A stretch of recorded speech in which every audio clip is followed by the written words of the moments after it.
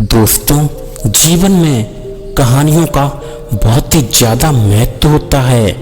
अच्छी कहानियों के माध्यम से व्यक्तित्व का निर्माण होता है और प्रेरणादायक कहानियों के माध्यम से मन में सकारात्मक विचारों का निर्माण होता है और नैतिक कहानियों के माध्यम से एक सुंदर समाज का निर्माण होता है। तो चलिए आज की कहानी को शुरू करते हैं। एक बार यूनान के मशहूर दार्शनिक सुकरात भ्रमण करते हुए एक नगर में पहुंच गए।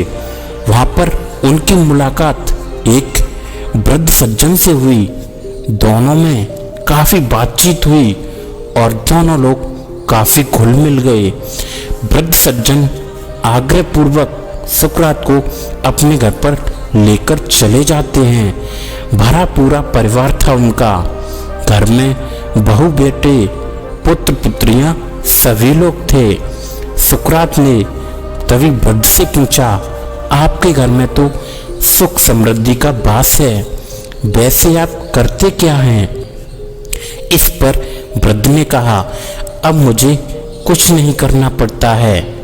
ईश्वर की दया से हमारा अच्छा कारोबार है, जिसकी सारी जिम्मेदारियां अब बेटों को सौंप दी हैं। घर की व्यवस्था हमारी बहुएं संभालती हैं और इसी तरह से हमारा जीवन चल रहा है।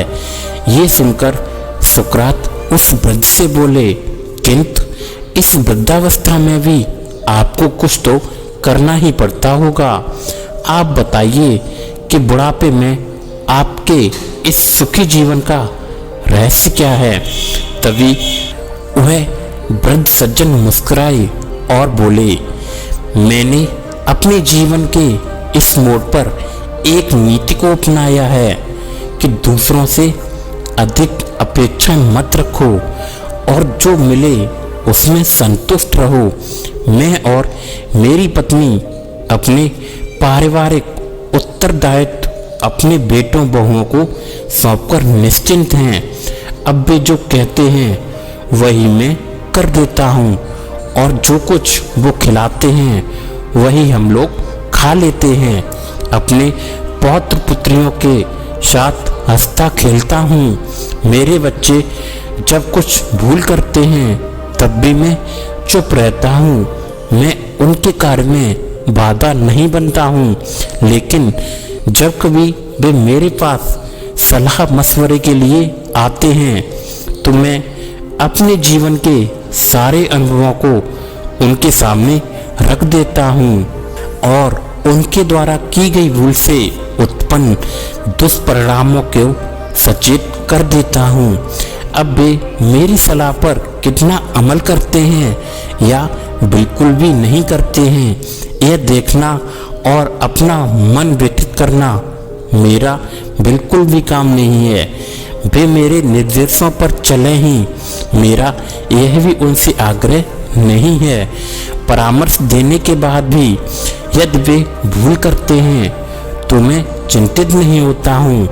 उस पर भी यदि वे मेरे पास पुनः आकर सलाह मांगते हैं तो मैं उन्हें पुनः सलाह देकर विदा करता हूँ। बुजुर्ग सज्जन की ये बात सुनकर सुकरात बहुत प्रसन्न हुए।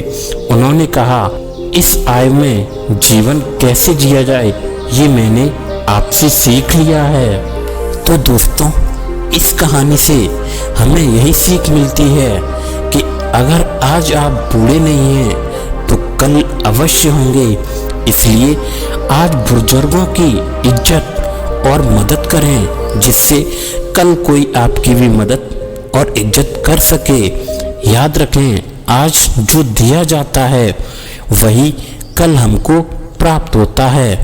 अपनी बाड़ी में सुई भले ही रखें, लेकिन उसमें धागा जरूर डालकर रखें ताकि सुई केवल छेद ही ना करे, आपस में माला की तरह जोड़कर भी रखे।